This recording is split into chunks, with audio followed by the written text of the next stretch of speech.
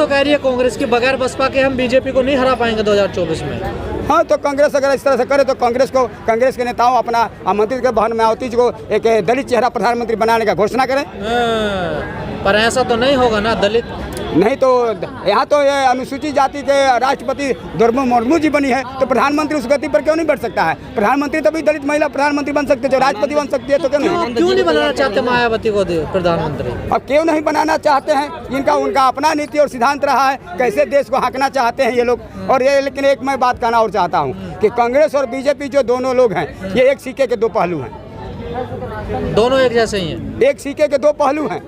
ये दोनों लोग हैं, ये कभी कांग्रेस सत्ता में बैठेगी तो कभी बीजेपी बैठेगी, कभी कांग्रेस बैठेगी तो कभी बीजेपी बैठेगी। ये दोनों लोग चाहते हैं कि हम ही लोग देश को चलाएं, तीसरा कोई नहीं। प्रियंका गांधी कह रहे हैं पिछड़ों को, दलितों को न्याय अधिकार मिलना चाहिए। वो तो झांसा दे रहे हैं। जब दलितों के घर में खाने जाते हैं तो पहले से ही खाना वहाँ बने बनाए मंगवाया जाता है और सो के जाता है, दलितों के घर में जाकर खाना आता है। जिस तरह से आज़ादी के आंदोलन के पहले भी हरिजन शब्द का महात्मा गांधी ने उच्चारण किया था और हरिजन उद्धार करना चाहते थे, तो अपने ही कांग्रेस के लोगों को जाकर खड़ा करके करते थे कि यही हरिजन लोग हैं, जबकि वो कांग्रेस के हुआ करते थे, वो दूसरे वर्ग के हुआ करते थे। तो इस तरह से दलितों के साथ जनगणना की बात कर रही है ना। हाँ, जातीय जनगणना तो अच्छी बात है, बिहार का पहल किया। बिहार के माननीय मुख्यमंत्री नीतीश कुमार जी ने जातीय जनगणना करके देश को दिखाने का काम किया। नहीं, अब कांग्रेस कह रही है ना पहले हमें वोट दो फिर हम कराएंगे जातीय। नहीं, वोट देने से पहले तो ये सत्ता में पहले बैठी रही है। ये 70 सालों से कांग्रेस ने शासन चलाया इस देश में, पहले जातीय जनगणना क्यों नहीं करा? 1931 में जनगणना हुई थी अंग्रेजों के समय में, और इतने दिनों तक 70 सालों तक ये कांग्रेस ने शासन किया, तो क्यों नहीं है जातीय जनगणना करा दिया? ये गरीबों को हमेशा छलते रहा है,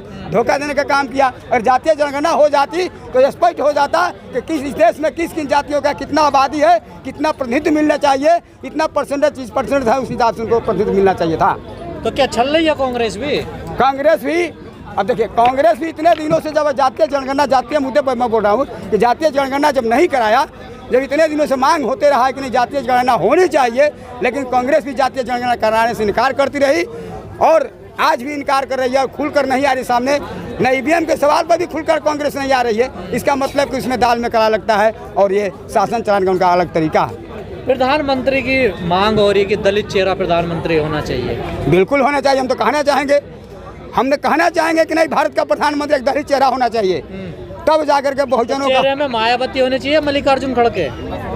हम तो चाहेंगे कि मल्लिकार्जुन खड़गे जी जो हैं वो तो मुख्यमंत्री कभी नहीं रहे हैं, केंद्र में बने और राष्ट्रीय अध्यक्ष बने से, लेकिन जो शासन चलाने का जो तरीका बहन कुमारी मायावती जी का है, जो अनुभव है शासन चलाने का, प्रशासन चलाने का, वो तो खड़गे मल्लिकार्जुन से ज़्यादा बहन कुमारी मायावती जी को है। वो अगर प्रधानमंत्री बनती है तो बहुजन समाज का 85% का कल्याण होगा, सभी जाति सभी वर्गों का मान सम्मान हक अधिकार जरूर स्थापित होगा, मिलेगा, मिलता रहेगा। दलित है ना, देखिए दलित नहीं, वो देश का नेत्री है, वो दलित नेत्री नहीं, वो बहुजन का नेत्री है, वो राष्ट्र का नेत्री है, वो देश का नेत्री है, वो दलित नेत्री नहीं है। तो ये लोग अपनाएंगे, ये लोग प्रचार करते रहे दलित नेत्री की।